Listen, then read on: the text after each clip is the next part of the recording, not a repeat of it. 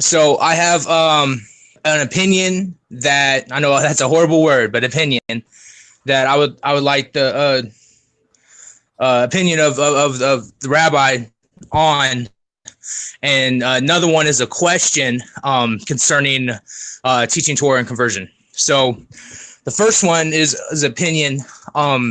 Is I understand that, halakhically Jewish, through the mother's lineage. My opinion is that is there any scriptural or not really scriptural, but an opinion, from the Rambam or anyone like that, saying that a person can be halakhically Jewish and not follow Torah? Okay, is that a thing? Are they still considered halakhically Jewish? And two, I have a family member who approached me about teaching them Torah. Is it okay if I teach them Torah? They're through my father's lineage, which is Jewish. They want me to teach them Torah as a cousin of mine who goes to Reform Synagogue asked them to ask me to teach them Torah. Is that okay? Mm-hmm. All right. So first of all, the Rambam, the answer to your question, it will appear in Hilchot Yisrei Biyah, chapter 14. There it says that if after someone converts, he reverts to his old lifestyle and he starts to worship idols, that he is the same as an idolatrous Jew, but he's still halachically Jewish. Although elsewhere, for example, in Hilchos Mamrim, in the 3rd chapter, he says that someone who denies Torah and basically denies God, he's no longer part of the Jewish people. So I think what he's balancing here is the notion of being in a covenant with God versus being halachically Jewish. Now, the word Jewish rarely appears in halakha. It never appears in the Rambam. The word that's used is Israel. What he's saying is that, yes, he's Israel legally. However, as part of the Jewish people, as the experiment put together by God, you're no longer part of that group if you trample on Torah publicly. Hilchos Mamrim is explaining the laws of the Zaken Mamre, of a rebellious elder who's teaching publicly against the consensus laid down by other elders. Yes, he's halachically Jewish. No, he's not in a covenant with God anymore. The answer to your other question, there's this understanding that Gentiles are not supposed to study Torah. And I think this is why you're bringing up the whole notion of teaching your father-in-law or your father Torah, that if he's a Gentile, what's the issue with that? So the Rambam in Hilchos Malachim, I believe the 8th chapter, he brings down this prohibition. The prohibition is tied to Gentiles making a religion for themselves. And he also brings down the notion of Akon Shishavat Chayav Mita, that a Gentile who keeps Shabbat is also liable to death penalty. In the same chapter, he says, and a Gentile could keep as many laws as he wants if he wants to receive reward in keeping them, but if he keeps them, he has to keep them like a Jew keeps it. But then he says that the prohibition of them studying Torah and even creating a Sabbath for themselves is under the prohibition of creating a new religion or a new festival for themselves. That means if they keep it, they have to do it exactly how Jews do it, not in some half-noid way. There's this practice nowadays that is completely baseless in Jewish law, that they tell Gentiles that for Shabbat they have to do one melacha. They have to turn like a light switch on, or they have to break Shabbat in one way. That is brought down nowhere, and they're actually going against this Rambam. The Rambam is codifying this from the Talmud. He's saying that them doing that is the actual prohibition because they're keeping Shabbat in a different way, not like a Jew would keep it, but in this quasi way that they're picking and choosing what laws they want to keep. So what the Rambam is saying here, that they should strive to go all the way or not do nothing at all. Like, don't be in the middle. And the Rambam also, I think, in the 10th chapter of Hilchos Mamrim, he brings on this notion that Shabbat is an inheritance of Jacob, of the Jewish people. And then he inserts there, and everyone who desires to convert. He doesn't say, and everyone who converts, that everyone who desires to convert, that Shabbat belongs to them as well. The Rambam is pretty precise always in his language. The reason he's saying this is because clearly there's some people who are not going to have the ability to go to a halachic conversion. But Shabbat also belongs to them because they want to convert. They want to enter the Jewish people in a halachic manner. And once you're at that level, means that you're already connected with God on a spiritual level. You're conscious of the fact that God exists and his Torah is true. So yeah, there's no problem with teaching Torah to anybody. However, there is an issue with Noahide studying Torah if they're trying to keep it to remain a Noahide, because the Torah doesn't apply to them. So in this area, the Rambam in the Talmud says that the Torah that they should study is a Torah that applies to them. Now, I haven't really, I met one person, but I haven't really met a lot of people who really want to remain Noahides. Most people are Noahides because they don't have the opportunity to go through a halachic conversion. So they think that this is what I have to remain. Nonsense. So you could be someone in the process of conversion, whether that conversion ever takes place, but you know what you're after. It seems like the Rambam has a category for this, that it's not just Noah. Now, by definition, every Gentile is a ben or a bat Noach, whether he acknowledges it or not. That means if there was another Sanhedrin and you were living in the land, you'd be put to death for breaking any one of the 7 laws. But if we were on such an ideal redemptive state, then conversions would revert to what the Talmud says conversions should be, how long it should take, which is really 1 day. I mean, you guys are familiar with the story of Hillel and the guy who comes to convert. Right? It says that Hillel converts him. It says miyad, that he converts him right away, and then he teaches him. Now, that's the only instance in the Talmud of a big gadol. Clearly, one is showing that the greatest Torah scholar of that generation, Hillel, is taking the time to learn with Gentiles, which means that it's a schut. It's such a big merit. Nowadays, the people who are put in charge of conversions are typically not the brightest, aren't the sharpest halachic minds. It seems like, okay, here, go take out the trash. All right, I'm telling you because this is what I've heard people say. But it shows that conversions are 1, 2, 3. I mean, the Rambam also explains this in Surah chapter 14, that when he comes, you explain to him some of the mitzvot, some of the light ones and some of the heavier ones, but not too many, lest you push them away. From the good path to the bad path. The Rambam calls remaining a Gentile a bad path. This is something that they're never going to teach you. And then it says that you teach it to them a second time when they're already in the water. So this is clearly a conversion process that either takes an hour or a couple days, because it's only 2 meetings here. In an idyllic state, once everything is returned to how it should be, and that's what the true Messianic age is. The Messianic age is, there isn't one Messianic age, there's Messianic ages. When Israel is back in the land, behaving properly, whenever this happens, that's considered a Messianic age. But if we screw up, we'll be in Galut again, and then there'll be another Messianic age once we get our act together. Once that happens, then I believe converts are going to be treated properly, and this Noahide movement is going to disappear, because who would want to remain a Noahide when they could become Jewish? Amen to that, brother. We got a couple of people that want to chat. We got an awful lot of questions coming in. Let's go ahead with Emily. Okay. I'm sorry. Are you saying that even though I can't convert because my husband will not convert with me, I could do Shabbat and all of the mitzvahs? 100%. And this is not something I'm saying.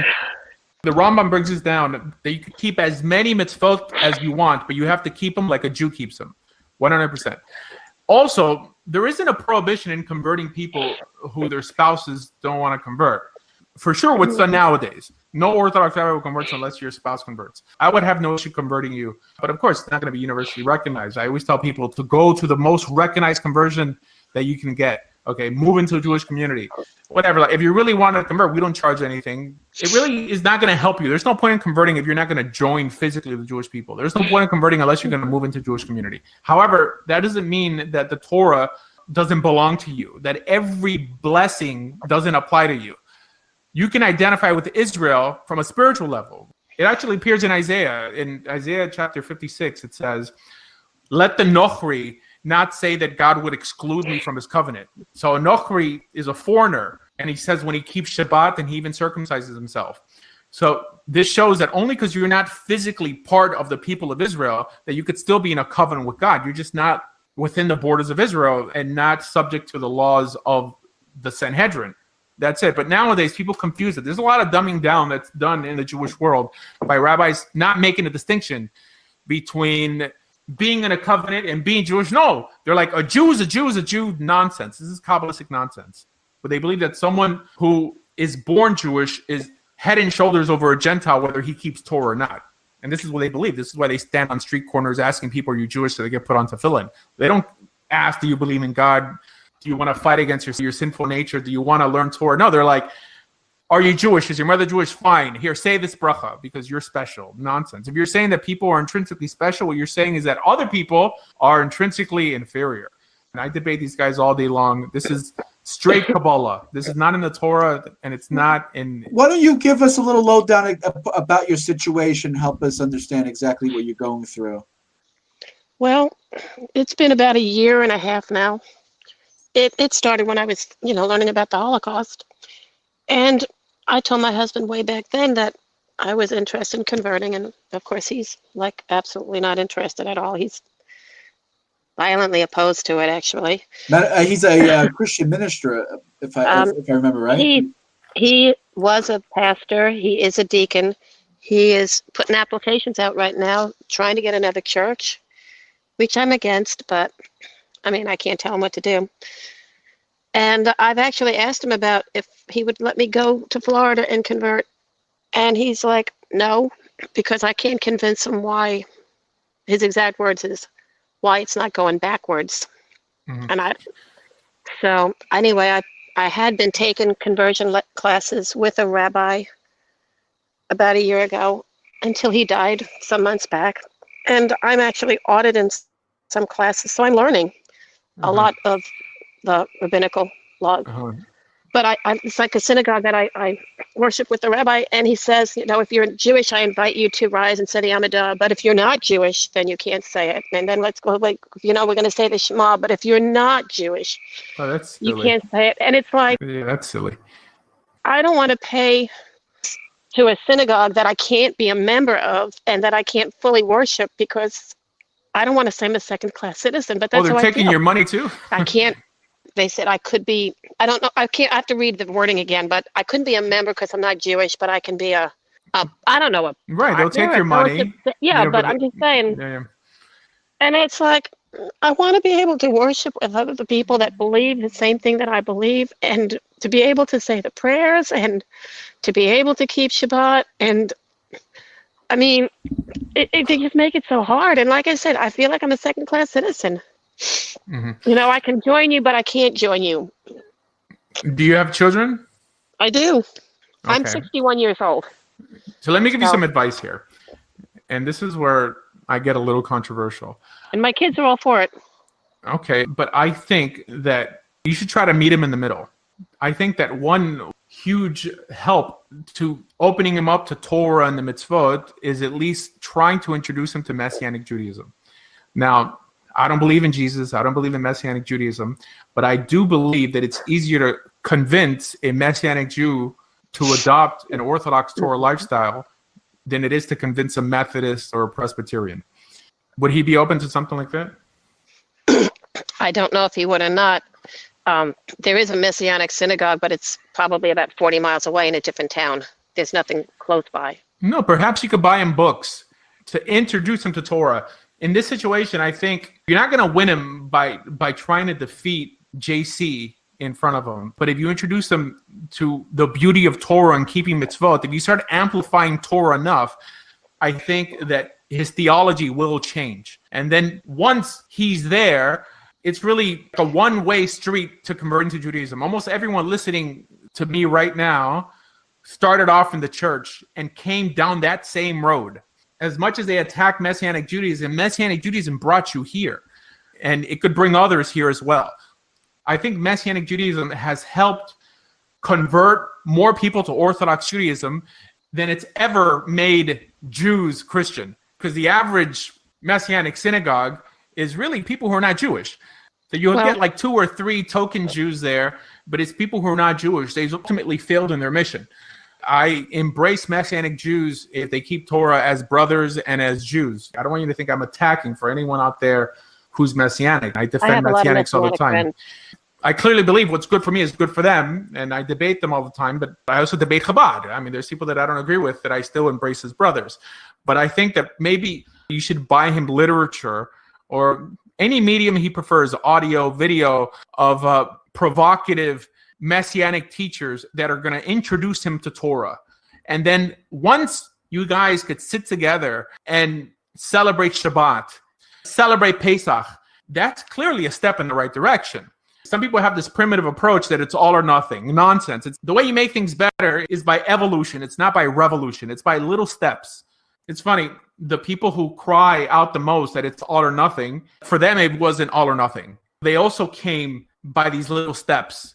they first had to walk before they can run. No, but for everyone else, they burn that bridge and they're like, oh no, you either drop Jesus completely or you're a heretic.